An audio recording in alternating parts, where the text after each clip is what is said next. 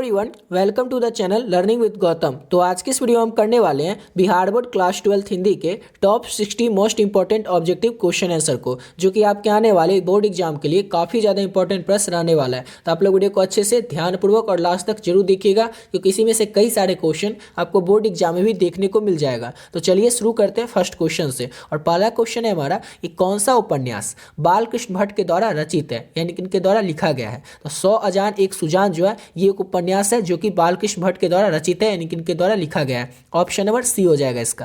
अब अगला क्वेश्चन है हमारा कि सरकार ने सूबेदार को जमीन कहाँ पर दी थी। तो सरकार ने सूबेदार को जो जमीन है वो लाईपुर में दी थी, और लाईपुर जो है ये वर्तमान समय में पाकिस्तान में पड़ता है। अब अगला क्वेश्चन है हमारा कि जयप्रकाश नारायण का जन्म कब हुआ था। तो जयप्रकाश नारायण जो है इनका जन्म हुआ था 11 अक्टूबर 1902 को। ऑप्शन नंबर ए हो जाएगा। और जयप्रकाश नारायण जो है इस संपूर्ण क्रांति जो कि एक भाषण है उसके लेखक भी हैं। नेक्स्ट क्वेश्चन है हमारा कि किसने अपने जीवन के अंतिम दिनों में नारीत्व की साधना की थी। किसने की थी? तो गांधी जी ने अपने जीवन के अंतिम दिनों में नारीत्व की साधना की थी। ऑप्शन नंबर ए हो जाएगा।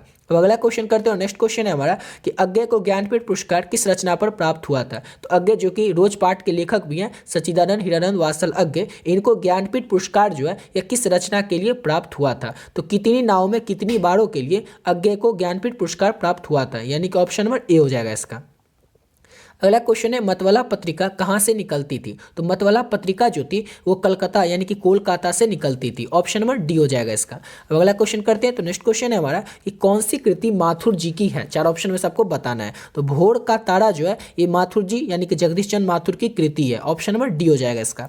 नेक्स्ट क्वेश्चन है हमारा कि मुन्नी किस दिन मानक की चिट्ठी आने की भविष्यवाणी करती है। तो मुन्नी जो रहती है ये मंगलवार को मानक की चिट्ठी आने की भविष्यवाणी करती है, यानी कि ऑप्शन नंबर डी हो जाएगा। नेक्स्ट क्वेश्चन है कि बाज की डाढ़ में आदमी का खून लग चुका है, यह किस कविता की पंक्ति है। तो ये जो है ये तय ही तो था इस कविता की पंक्ति है कि बाज की डाढ़ी में आदमी का खून लग चुका है। ऑप्शन नंबर डी हो जाएगा इसका।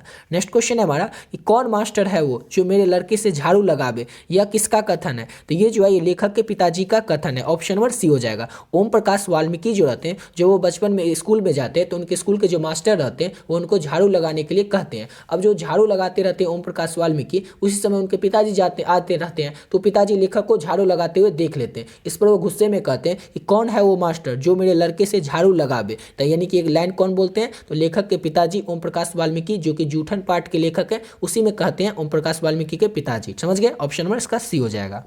अब अगला क्वेश्चन है हमारा कि मलियज की रचना नहीं है। चार ऑप्शन में से मलियज की रचना कौन नहीं है। तो इनमें से कोई नहीं, क्योंकि ये तीनों जो है ये मलियज की रचना है। अब अगला क्वेश्चन है हमारा कि तिरिच कहानी के पिताजी का नाम क्या रहता है। तो तिरिच जो कि कहानी है जिसके कि लेखक उदय प्रकाश है, तो उदय प्रकाश के जो पिताजी रहते हैं उनका नाम क्या रहता है। तो राम स्वारथ प्रसाद जो है वो तिरिच कहानी के पिताजी, जो कि तिरिच कहानी के लेखक उदय प्रकाश है, उनके पिताजी का नाम राम स्वारथ प्रसाद रहता है। ऑप्शन नंबर बी हो जाएगा। नेक्स्ट क्वेश्चन है कि जे कृष्णमूर्ति की इनमें से कौन सी रचना है। चार ऑप्शन में से आपको बताना है। तो रोज जो कि अज्ञे के द्वारा लिखा गया, बातचीत जो कि बालकृष्ण भट्ट के द्वारा लिखा गया, संपूर्ण क्रांति जो कि जयप्रकाश नारायण के द्वारा लिखा गया, और शिक्षा जो कि एक शिक्षा शास्त्र है ये जे कृष्णमूर्ति के द्वारा लिखा गया है, यानी कि ऑप्शन नंबर डी हो जाएगा। अगला क्वेश्चन है कि कड़वक के कवि कौन है। तो मलिक मोहम्मद जियासी जो है वो कड़वक पाठ के कवि है, यानी कि ऑप्शन नंबर सी हो जाएगा, मलिक मोहम्मद जियासी। अब नेक्स्ट क्वेश्चन है हमारा कि सूरदास की कौन सी रचना है। चार ऑप्शन में सबको बताना है। तो पद जो है ये सूरदास की रचना है। ऑप्शन नंबर इसका डी हो जाएगा। पद जो है सूरदास की रचना है। और पुत्र वियोग जो है इसकी लेखिका कौन है, इसकी कवित्री जो है वो सुभद्रा कुमारी चौहान जो है। और कड़वक के लेखक कौन है। तो कड़वक जो है इसके लेखक है मलिक मोहम्मद जियासी। और छपे के लेखक कौन है। तो नाभा दास हैं। अब नेक्स्ट क्वेश्चन है हमारा कि तुलसीदास का जन्म हुआ था। तो तुलसीदास जो है इनका जन्म हुआ था 1543 में। ऑप्शन नंबर बी हो जाएगा। तुलसीदास का जन्म है वो 1543 में हुआ था। नेक्स्ट क्वेश्चन है छपे शीर्षक के रचयिता या लेखक कौन है। तो अभी आप लोग को बताएं कि छपे शीर्षक के रचयिता या लेखक जो है वो नाभा दास हैं। ऑप्शन नंबर सी हो जाएगा इसका। अब नेक्स्ट क्वेश्चन है हमारा कि भूषण ने कौन सी कविता लिखी है। भूषण जो कि कविता के लेखक भी है, उन्होंने कौन सी कविता लिखी है। तो उन्होंने कविता को ही लिखा है। ऑप्शन नंबर सी हो जाएगा। और आप लोग याद रखिएगा कि चित्रकूट के जो राजा सोलंकी राजा थे उन्होंने कवि भूषण को भूषण की उपाधि दी थी, क्योंकि ये भी क्वेश्चन आपसे एग्जाम में पूछा जा सकता है। अगला क्वेश्चन है जयशंकर प्रसाद ने कौन सी कविता लिखी है। तो जयशंकर प्रसाद जो है उन्होंने तमुल कुलाहल कलह में कविता को लिखा है। ऑप्शन नंबर बी हो जाएगा, जयशंकर प्रसाद ने। नेक्स्ट क्वेश्चन है हमारा कि पुत्र वियोग शीर्षक कविता की किसकी रचना है। तो सुभद्रा कुमारी चौहान जो है ये पुत्र वियोग शीर्षक कविता की कवित्री है, यानी कि ऑप्शन नंबर बी हो जाएगा, सुभद्रा कुमारी चौहान। नेक्स्ट क्वेश्चन है कि शमशेर बहादुर सिंह ने कौन सी कविता लिखी है। तो शमशेर बहादुर सिंह जो है उन्होंने उषा कविता को लिखा है। ऑप्शन नंबर बी हो जाएगा इसका। अगला क्वेश्चन है जन जन का चेहरा एक शीर्षक कविता किसकी रचना है। तो जन जन की चेहरा एक शीर्षक कविता जो है ये रचना है गजानन माधव मुक्तिबोध की। ऑप्शन नंबर बी हो जाएगा, मुक्तिबोध की रचना है जन जन का चेहरा एक। ऑप्शन नंबर बी हो जाएगा इसका। अब नेक्स्ट क्वेश्चन करते हैं। तो अगला क्वेश्चन है हमारा कि रघुवीर सहाय ने कौन सी कविता लिखी है। रघुवीर सहाय ने ना कौन सी कविता लिखी है। तो अधिनायक कविता को रघुवीर सहाय ने लिखा है, यानी कि ऑप्शन नंबर सी हो जाएगा इसका। अब अगला क्वेश्चन है कि विनोद कुमार शुक्ल ने कौन सी कविता लिखी है। तो विनोद कुमार शुक्ल जो है उन्होंने प्यारे नन्हे बेटे को कविता को लिखा है, यानी कि ऑप्शन नंबर बी हो जाएगा। इसके लेखक विनोद कुमार शुक्ल हैं। नेक्स्ट क्वेश्चन है कि अशोक वाजपेयी ने कौन सी कविता लिखी है। चार ऑप्शन में से आपको बताना है। तो हारजीत कविता जो है इसके लेखक कौन है। तो अशोक वाजपेयी हैं। ऑप्शन नंबर बी हो जाएगा। अगला क्वेश्चन है हमारा कि ज्ञानप्रपति ने कौन सा कविता लिखा है। ज्ञानप्रपति जो है उन्होंने कौन सा कविता को लिखा है। तो इसका ऑप्शन क्या हो जाएगा, हारजीत कविता, गांव का घर कविता, इसके बाद व्यय कविता या फिर पुत्र वियोग कविता। तो गांव का घर कविता जो है उसके लेखक कौन है। तो ज्ञानप्रपति है। ऑप्शन नंबर बी हो जाएगा। वीडियो को आप लोग लास्ट तक जरूर देखिएगा। लास्ट में 2 क्वेश्चन का आप लोगों के लिए टेस्ट भी है, तो दोनों टेस्ट क्वेश्चन को आप लोग अच्छे से बताइएगा कि उसका आंसर क्या होगा।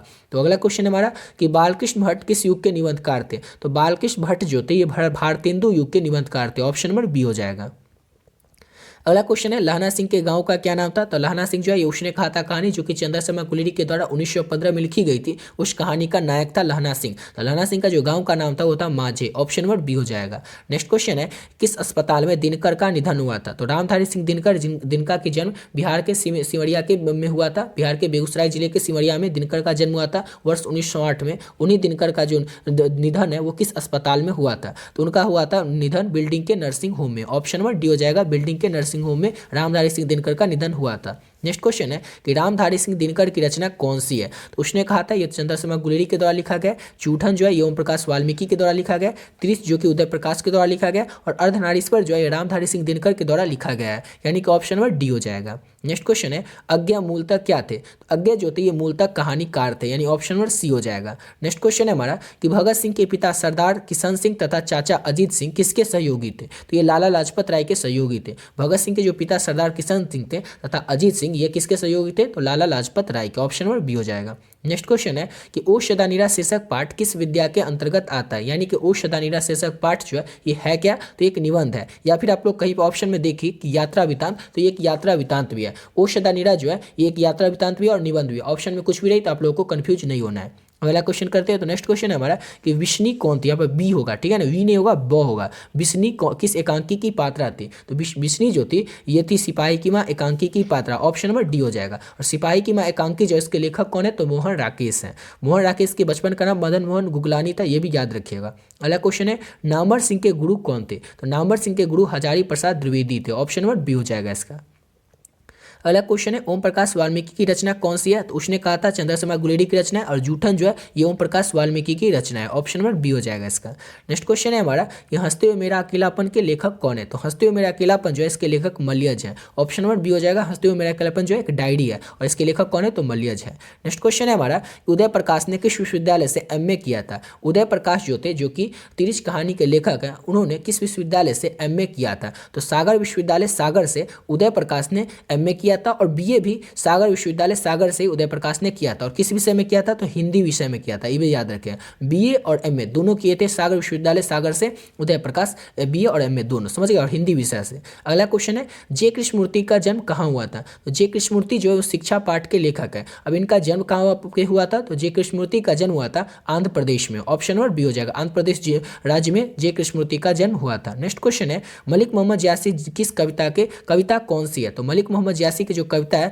वह ऑप्शन नंबर बी हो जाएगा कड़वक है। और पुत्र वियोग जो है यशोधरा कुमारी चौहान के द्वारा लिखा गया था। अगला क्वेश्चन है हमारा सूरदास किस भक्ति के कवि है। सूरदास जो है यह किस भक्ति के कवि है। तो सूरदास जो है यह कृष्ण भक्ति के कवि है। ऑप्शन नंबर बी हो जाएगा। अगला क्वेश्चन है हमारा कि तुलसीदास का जन्म किस प्रदेश में हुआ था। तो तुलसीदास का जो जन्म है वो आंध्र प्रदेश में हुआ था। ऑप्शन नंबर बी हो जाएगा। नेक्स्ट क्वेश्चन है हमारा कि नाभादास की कौन सी रचना है। चार ऑप्शन में से बताना है कि नाभादास की कौन सी रचना है। तो कड़वक जो है ये मलिक मोहम्मद यासी के द्वारा लिखा गया। कवित्व जो है ये लिखा गया था किसके द्वारा। तो कवित्व लिखा गया था भूषण के द्वारा, और छपे जो है ये लिखा गया था नाभादास के द्वारा। ऑप्शन नंबर डी हो जाएगा। अगला क्वेश्चन है कवि शीर्षक कविता के कवि कौन है। तो अभी आप लोग को बताएं भूषण है। ऑप्शन नंबर बी हो जाएगा। नेक्स्ट क्वेश्चन है कि जयशंकर प्रसाद का जन्म कब हुआ था। तो जयशंकर प्रसाद जो है इनका जन्म कब हुआ था। तो 1985 में जयशंकर प्रसाद का जन्म हुआ था। ऑप्शन नंबर बी हो जाएगा। अब अगला क्वेश्चन का 1985 नहीं होगा, जयशंकर प्रसाद जो है तो इनका जन्म हुआ था 1989 में। ऑप्शन नंबर इसका सी हो जाएगा। जयशंकर प्रसाद जो थे इनका जन्म कब हुआ था, तो 1989 में जयशंकर प्रसाद का जन्म हुआ था। नेक्स्ट क्वेश्चन है कि सुभद्रा कुमारी चौहान का जन्म कहाँ हुआ था, तो सुभद्रा कुमारी चौहान जो है इनका जन्म कहाँ पे हुआ था, तो सुभद्रा कुमारी चौहान का जन्म हुआ था इलाहाबाद उत्तर प्रदेश में। ऑप्शन नंबर सी हो जाएगा इसका। अगला क्वेश्चन है शमशेर बहादुर सिंह को हिंदी साहित्य में क्या कहा जाता है। मोस्ट इंपॉर्टेंट पॉइंट है ये, और ये कई बार ये क्वेश्चन आपके एग्जाम में पूछा भी गया था कि शमशेर बहादुर सिंह को हिंदी साहित्य में क्या कहा जाता है, तो कवियों का कवि कहा जाता है। ऑप्शन नंबर सी हो जाएगा। या फिर यही ये क्वेश्चन इस तरह से पूछा जा सकता है कि कवियों का कवि किसे कहा जाता है, तो शमशेर बहादुर सिंह को कहा जाता है। अच्छे से इसको याद रखिएगा। अगला क्वेश्चन है गजानन माधव मुक्तिबोध का जन्म कहाँ हुआ था, तो गजानन माधव मुक्तिबोध जो है उनका जन्म हुआ था छत्तीसगढ़ में, दुर्ग छत्तीसगढ़ में गजानन माधव मुक्तिबोध का जन्म हुआ था। ऑप्शन नंबर सी हो जाएगा। नेक्स्ट क्वेश्चन है अधिनायक शीर्षक कविता किस तरह की कविता है। अधिनायक शीर्षक कविता जो है या किस तरह की कविता है, तो ये व्यंग प्रधान कविता है। व्यंग मतलब किसी पर जो व्यंग करते हैं, ताना मारते हैं, उसी तरह का ये कविता है अधिनायक शीर्षक कविता। ऑप्शन नंबर बी हो जाएगा, व्यंग प्रधान कविता। नेक्स्ट क्वेश्चन है रघुवीर सहाय स्मृति पुरस्कार विनोद कुमार शुक्ल को कब प्रदान किया गया था, तो 1990 में रघुवीर सहाय स्मृति पुरस्कार विनोद कुमार शुक्ल को प्रदान किया गया था, यानी ऑप्शन नंबर बी हो जाएगा इसका। अगला क्वेश्चन है अशोक वाजपेयी की मां का नाम क्या था, तो अशोक वाजपेयी जो थे उनकी मां का नाम निर्मला देवी था। ऑप्शन नंबर सी हो जाएगा, निर्मला देवी अशोक वाजपेयी की माता का नाम था। ज्ञानद्रपति किस काल के कवि, यहाँ पर जान नहीं होगा, ज्ञानद्रपति होगा। तो ज्ञानद्रपति जो है ये आधुनिक काल के कवि हैं। ऑप्शन नंबर सी हो जाएगा, जो कि गाँव के घर कविता के भी कवि हैं। अगला क्वेश्चन है उदय प्रकाश ने किस पत्रिका का संपादन विभाग में काम किया था, तो उदय प्रकाश जो है ये दिनमान पत्रिका में संपादक के तौर पर काम किए थे। ऑप्शन नंबर ए हो जाएगा। नेक्स्ट क्वेश्चन है कि मलियज का जन्म कहाँ हुआ था, तो मलियज जो है इनका जन्म हुआ था आजमगढ़ उत्तर प्रदेश में। ऑप्शन नंबर सी हो जाएगा। अगला क्वेश्चन है हमारा कि भगत सिंह ने अपने नेतृत्व में पंजाब में नौजवान भारत सभा का गठन कब किया था, कब किया था, तो ऑप्शन नंबर डी हो जाएगा। 1926 में भगत सिंह ने अपने नेतृत्व में पंजाब में नौजवान भारत सभा का गठन किया था। ऑप्शन नंबर डी हो जाएगा, 1926 में। अगला क्वेश्चन है जगदीश चंद्र माथुर मूलतः क्या थे, तो जगदीश चंद्र माथुर जो थे ये मूलतः नाटककार थे। ऑप्शन नंबर सी हो जाएगा। नेक्स्ट क्वेश्चन है कि दिनकर जी का जन्म बिहार के किस जिले में हुआ था, कई बार आप लोग को ऑलरेडी बता ही चुके हैं, बेगूसराय के सिमरिया में हुआ था। और दो क्वेश्चन जो है इसका आंसर आप लोगों को कमेंट बॉक्स में बताना है, समझ गए। तो पहला क्वेश्चन है हमारा कि माँ की मृत्यु के समय जे कृष्णमूर्ति कितने वर्ष के थे, तो जब जे कृष्णमूर्ति के जो माता की मृत्यु हुई थी उस समय जे कृष्णमूर्ति कितने वर्ष के थे, 10, 12, 15 या 20, इसका आंसर आप लोग कमेंट बॉक्स में बताइएगा, समझ गए। और एक और क्वेश्चन, ठीक है, कि लहना सिंह किस पद पर था, तो लहना सिंह जो था ये किस पद पर था, इसका भी आंसर आप लोग को कमेंट बॉक्स में बताना है। तो लहना सिंह जो था जमादार के पोस्ट पर था, ये हम बता देते हैं। और एक और क्वेश्चन है, इसका आंसर आप लोग को कमेंट बॉक्स में बताना है, क्योंकि सिंपल सा क्वेश्चन था, ये आप लोग को पता ही होगा। तो 60 नंबर जो क्वेश्चन है हमारा, काशी में कितने वर्षों तक रहकर तुलसीदास ने शिक्षा प्राप्त की थी, इसका आंसर आप लोग को कमेंट बॉक्स में बताना है। 57 नंबर क्वेश्चन और 60 नंबर क्वेश्चन का आंसर आप लोग को कमेंट बॉक्स में बताना है कि माँ की मृत्यु के समय जे कृष्णमूर्ति कितने वर्ष के थे और काशी में कितने वर्षों तक रहकर तुलसीदास ने शिक्षा प्राप्त किया था। इस दोनों का आंसर आप लोग कमेंट बॉक्स में बताइएगा। आशा करता हूँ आप लोग को वीडियो अच्छा लगा हो, तो मिलते हैं नेक्स्ट वीडियो में नए वीडियो के साथ।